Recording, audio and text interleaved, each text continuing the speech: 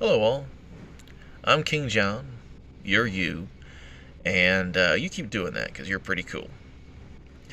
So, I've heard some people talking about the Russia Ukraine war, and some people, in my opinion, have just just do not understand exactly what the situation of Russia actually is.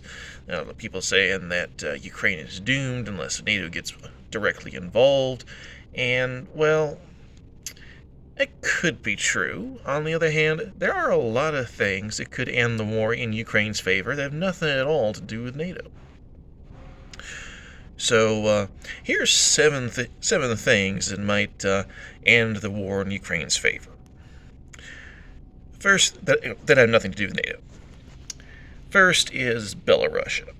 Now, Belarus, under its dictator Lukashenko, has been a very close ally, the closest ally of Putin and Putin's Russia. Until now. But now, Lukashenko may be facing a serious threat of a coup, which, if it actually succeeds, then suddenly, instead of being Putin's closest ally, Belarus could be very hostile to him. Now, Belarus is a fairly small country, but has been very important, actually, to Russia's war effort. They've let Russian forces stage through Belarus and train there and threaten Ukraine from the north, which helps to pin down Ukrainian troops far away from where the actual fighting is. It's also been a very important part of supporting Russia's economy through all the sanctions.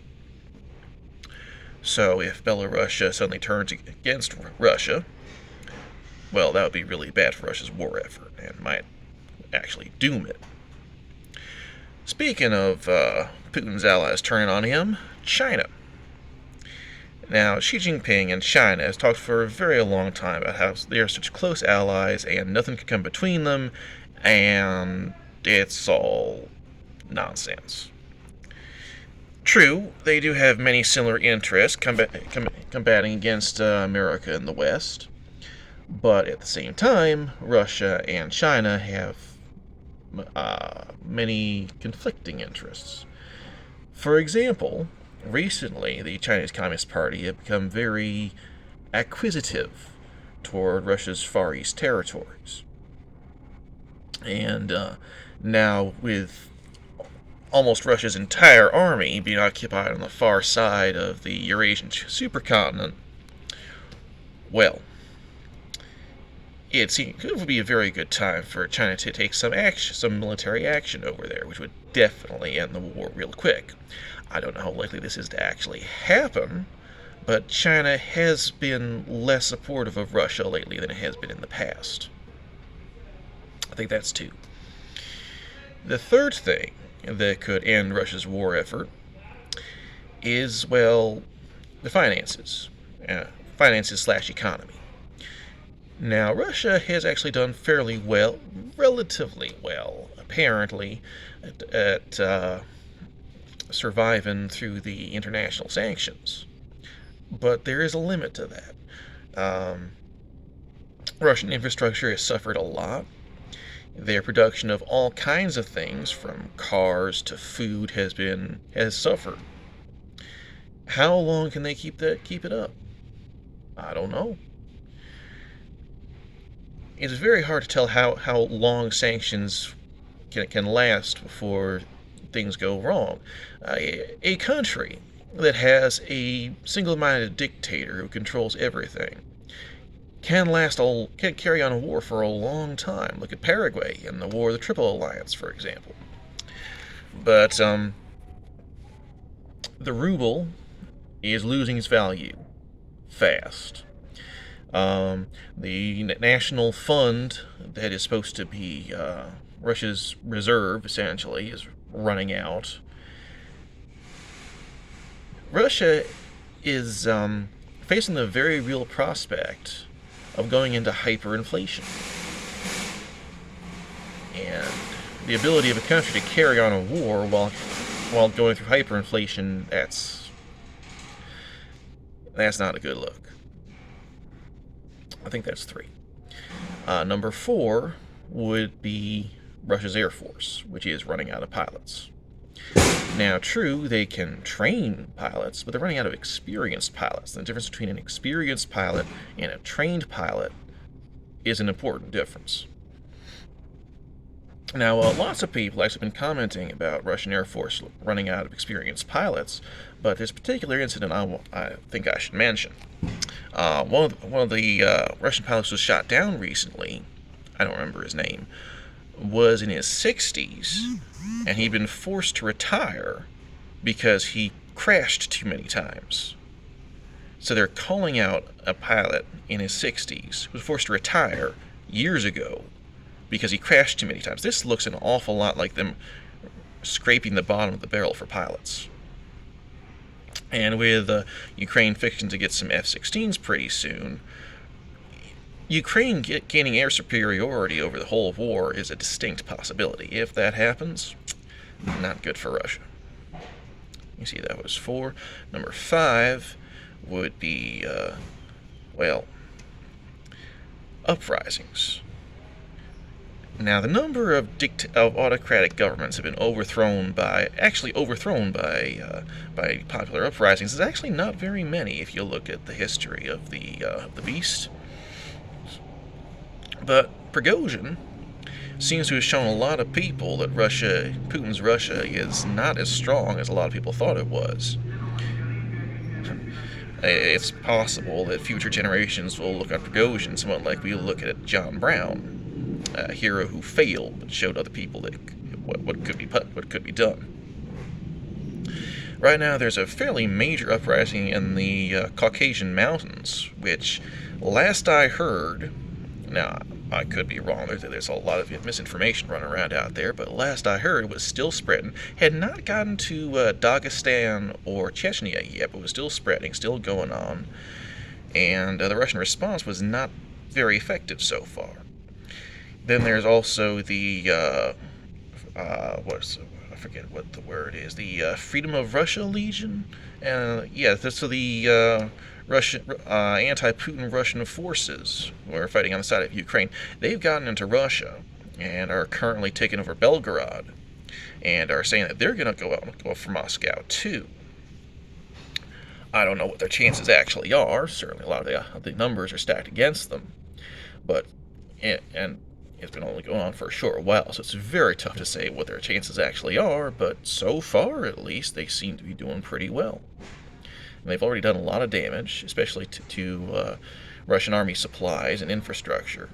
So even if they don't actually make it to Moscow, this whole thing is really bad for Russia's war effort. If this goes on much longer, well, it would not end well for Putin. Let me see, I think that was 5. What else was I gonna say? I don't know. Oh, yes, right. So, speaking of the Russian armed forces, their manpower, they seem to be running out of it.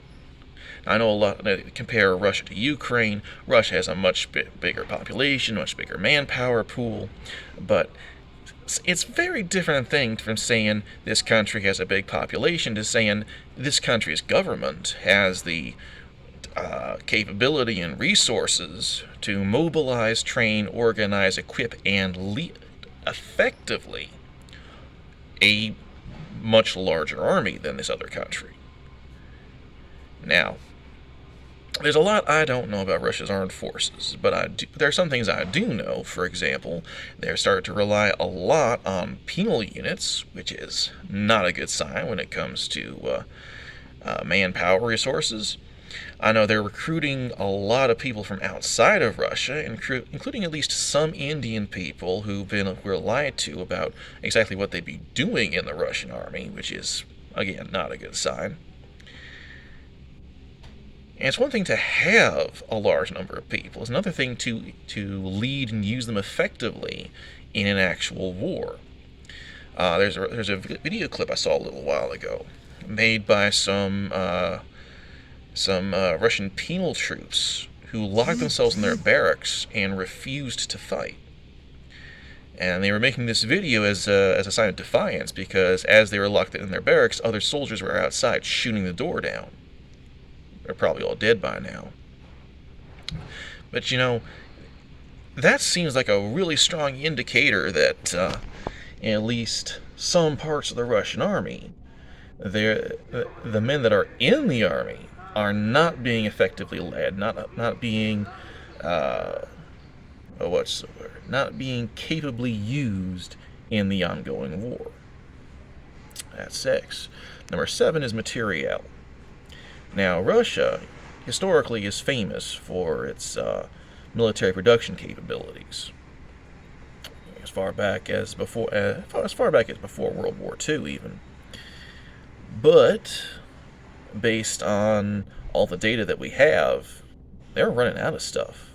There's a particular car park where they've been storing artillery pieces, and because from satellite images, it's empty, completely empty.